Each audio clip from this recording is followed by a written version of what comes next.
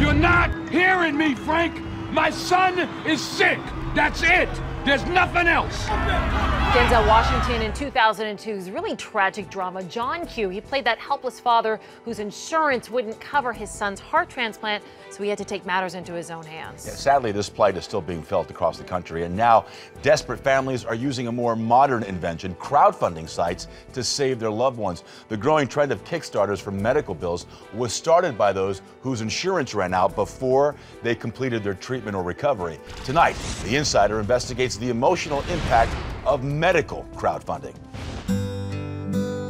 37-year-old Shaefali Rodgers, a loving wife, a doting mother, happy, healthy. But all that changed 8 months ago when she fell deathly ill from toxic shock. When I woke up, I saw my fingers black and my toes black. To save her life, doctors started amputations. She lost her hand on her right appendage and her arm on her left and her right foot and her left leg as a cast. Now she's learning to adapt, but it's not easy. I can hold it here and sort of use it to pick up stuff that might be out of reach. A prosthetic would enable Shaefali to accomplish the simplest of tasks, but she says her insurance company denied her. It seems to me that the loss of a limb should be criteria enough for a prosthesis. And it's not a fancy prosthesis, by the way. It's just very straightforward prosthesis. There's got no mechanized parts in it or anything like that. I shouldn't have to fight my insurance company for a simple prosthesis that I need. Her cousin Tanya came up with a solution. I was like, I'm going to raise this money for you. And we started the crowdfunding campaign through Give Forward.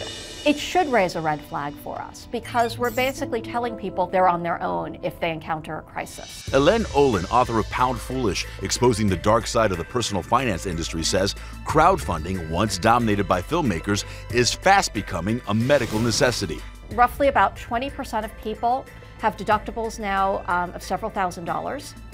And so they're suddenly in a crisis overnight if something goes wrong for their health. The stories online are heartbreaking. Baby Noah needs $50,000 for a transplant. Donors are helping Cheryl meet the cost of her cancer treatment. Paul's rare kidney cancer makes it hard for him to work and support his family.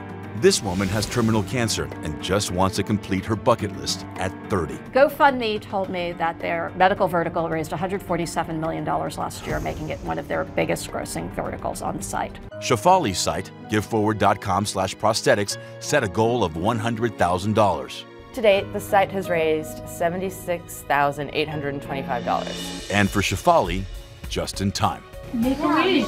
Say, Mommy, come home soon. She has a 4-year-old daughter, and she's going to be able to pick her up again, which is amazing. And she'll be able to hold her husband's hand.